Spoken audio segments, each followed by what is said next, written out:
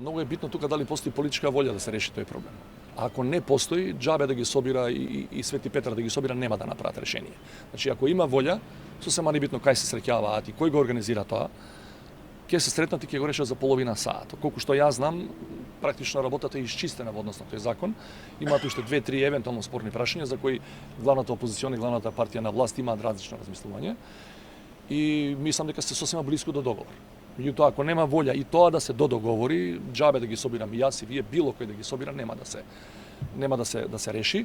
Може би е битно сега него поставите тоа прашање да кажам дека ако не го донесеме тој закон, нема да биде проблем за да добиеме датум за преговори.